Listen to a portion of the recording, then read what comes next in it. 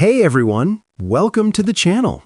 If you enjoy the content and want to stay updated with the latest videos, make sure you hit that subscribe button. Is in the first game of the regular season, the Jays come out and not only win, but get their first walk-off win of the regular season and do so in very exciting fashion on the back of a couple players, including the walk-off by Jimenez, but there was one man who stood above the rest in Kevin Gausman. We're going to break down this game and discuss what it means going forward, as well as, of course, within this game, Kazuma Okamoto's debut, which went fantastic. An electric start to the season. The boys are back and vibes are high. We're going to break all of it down in this episode, folks. But before we get into it, if you're a part of the percentage who aren't subscribed to the channel, this is the place to be for daily Jays content. And you guys have been unbelievable with the support, bearing with me all off season long. And here we are. The regular season is upon us. I'm going to be having post-game videos, streams, everything.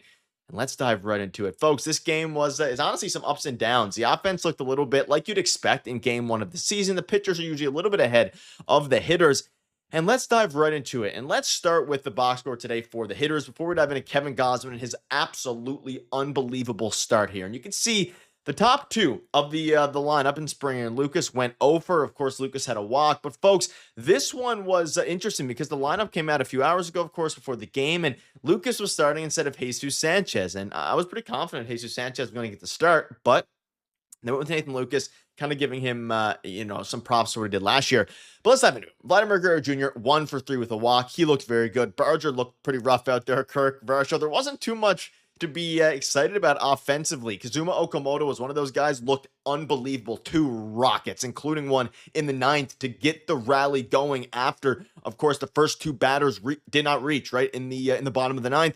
Ernie Clement looked great. Andres Jimenez with the walk-off hit. Folks, Jimenez had 3 RBIs in this game. Now, of course, one of them was a hit to left field that ultimately was a misplay by the Oakland defense, which led to 2 runs. But, folks, the offense looked a little bit rough, right? 7 hits, 6 of them in the bottom 3. But let's take away the positives here. Springer's going to figure it out. Barger, all those guys. I'm not worried about it. Okamoto looks unbelievable. He's hitting balls. He's going up against much higher velocity than he's seen in previous years. And you can even see this here from Thomas Hall. Okamoto pulled this outside sweeper, 91.9 miles per hour for his first hit of what will be many. And this is Kevin Gausman's night, which it was, of course. But Kazuma is already becoming an instant favorite among Jays fans. He laced this ball 91 miles per hour. He laced another one in the bottom of the 9th. He is just, again, let's overreact. Screw it, right? In his first game of the year. He looks really, really good. And in a game where the offense was struggling pretty much the whole way through, like outside of that, second and third, or scoring runners from second and third, and that bloop bloop double, I guess, that was misplayed by Denzel Clark in the left fielder for the Athletics. A pretty rough game offensively. Got to give credit to the bottom half of the order. But let's dive into credit as well. And we'll dive into Okamoto in a minute here. Revisit Okamoto. Kevin Gausman. Unbelievable is an understatement. 6 innings, gave up 1 hit, the solo shot to Shea Langoliers. 11 strikeouts, folks. 11 strikeouts. Good for a 1.5 ERA, and the bullpen did his job outside of Jeff Hoffman, who gets the win. For a man who's aged, 35, whatever his exact age is, the last year of his contract, he wants to be a Blue Jay for life. His first opening start as a Blue Jay, and that's the more exciting thing here. This is his first opening night start for the Toronto Blue Jays. Of course, he probably should have got it last year. Was injured, I guess, was slow starting. You had the Alek Manoah year, 2023. Incredible. Truly incredible. And let's not understate here. The Oakland Athletics, they're a very good team, but they are a very good offensive team. Their pitching struggles, and people were expecting this to be a barn burner, one that, could be 11-10, could be, 9-8, and some, insanely high scoring game. Not the case. It was a low scoring game in which it was a pitcher's duel. Got to give credit to Luis Severino as well. He would have been in line for the win if not for the bailout the horrible playing in defense side of the ball by, of course, the center fielder and left fielder. But Gausman got the job done. Truly, truly unbelievable by Mr. Kevin Gausman. Only 83 pitches. Probably could have kept him out there longer, and even Keegan Madison coming out and saying that's close to the best I've seen him look in his time with the Blue Jays. Fantastic start. And this is big because now you have Dylan Cease going tomorrow. And we'll dive into this, what the schedule looks like for tomorrow. But man, what a start. What a day for the Toronto Blue Jays. Louis Varland looked pretty good. Allowed the first 2 runners to get on, then struck out, and then got a double play. Tyler Rogers looks fantastic. Got let one runner on and a walk. He looks exactly as advertised, and that back end of the bullpen is crucial. Having Verlin throwing 100 to the submariner of Tyler Rogers, to the nasty splitter of Jeff Hoffman, who, hey, gave up a solo home run, reminiscent to, I don't want to say Miguel Rojas, nowhere near the same, stakes, but Hoffman struck out. By the way, this is hilarious. Yes, he gave up the home run. It was rough. His stuff looked pretty darn good. And Jeff Hoffman, one of his struggles is, of course, giving up the long ball. We're going to be experiencing that all year. He looked really good. His fastball was up. His splitter was good. He left the pitch a little bit too high on the outside of the zone, and Shea Langeliers crushed a second home run. 4 strikeouts for Jeff Hoffman, because one of them was a drop third strike, and ultimately Kirk couldn't come up with it. He looked pretty darn good. And the strikeout numbers were crazy for the Jays all the way through. And I know a lot of you guys are going to be saying, Nick, Jeff Hoffman looked good, but he blew the save. I'm not saying Hoffman is the answer or closer. I'm still a little bit sketched out about it, especially, PTSD from last year's Game 7 and just in general with the amount of blown saves. They got the job done, and it obviously culminated in the walk-off, which, again, started with a Kazuma Okamoto single, then an Ernie Clement double down the left field, kind of over the left fielder's, over the third baseman's head, and then Andres Jimenez comes up, and I said he was going to be an X factor this year, and in my preview video, we dove into Andres Jimenez. He's projected to for a 2.4 WAR. If he hits good, like even a little bit above league average, he's going to be so incredible. He's great defensively. He looked really good today. A single up the middle. That's what Andres Jimenez does. And to have a lineup where you have the depth top through bottom, and in a game where your big boys struggled outside of Vladdy, like Springer struggled, Lucas struggled, Barger struggled, Kirk struggled, Versa struggled, unequivocally, right? Some pretty uncompetitive at-bats, quite frankly. Really bad at-bats, which I'll give it a pass because it's the first game of the year. What an incredible start to the regular season for the Toronto Blue Jays. In their very first game, they didn't just win, they walked it off in thrilling fashion, capping a dramatic comeback led by Andres Jimenez and powered throughout by a standout individual performance from Kevin Gausman.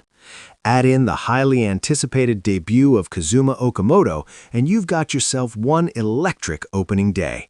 The boys are back, and the energy couldn't be higher.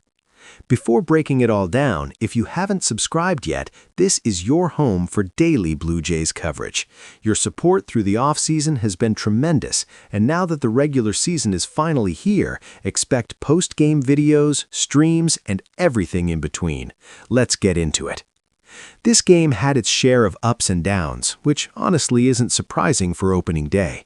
Pitchers tend to have the edge early in the season, and that showed in the box score. The offense was a little rough, 7 hits total, with 6 of them coming from the bottom half of the lineup. But let's focus on the positives. George Springer and Nathan Lucas, who got the start over the expected Jesus Sanchez, didn't do much at the plate, though Lucas drew a walk. Vladimir Guerrero Jr. went 1 for 3 with a walk and looked solid. Alejandro Kirk, Danny Jansen's replacement, and Dalton Varsho didn't give fans much to cheer about offensively. The big bright spots came from the bottom of the order: Kazuma Okamoto, Ernie Clement, and Andres Jimenez. Okamoto was nothing short of impressive in his MLB debut. He made hard contact twice, including a crucial single in the 9th inning to ignite the rally. Keep in mind, he's now facing pitches he never saw in Japan. Luis Severino was throwing nothing under 98 miles per hour in one of his at-bats. Okamoto struck out in his first plate appearance, but adjusted quickly and is already becoming a fan favorite. Let's not overreact after one game, but he looked genuinely exciting. Jimenez finished with 3 RBIs, including the walk-off hit, a single up the middle that was pure Jimenez. He was flagged as an X factor heading into this season, and if he can hit even slightly above league average while continuing to play his usual elite defense, he'll be a massive contributor. The bottom of the order stepping up in a game where the top of the lineup struggled is exactly the kind of depth this team was built for. Now, the real star of the night, Kevin Gausman.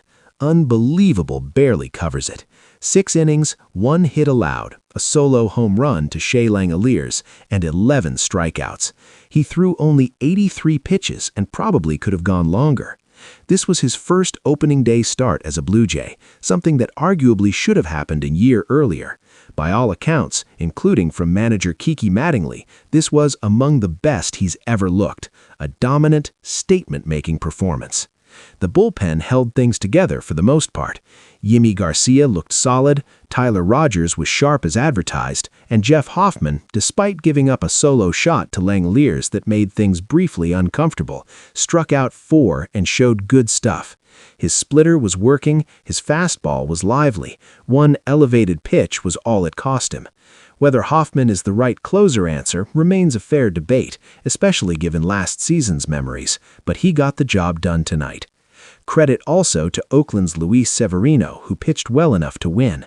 2 defensive miscues, a misplayed ball in center and another in left, ended up costing the Athletics dearly and were the difference in what otherwise was a genuine pitcher's duel rather than the high-scoring affair many predicted. Looking ahead, Dylan Cease takes the mound tomorrow, and the rotation is stacking up nicely.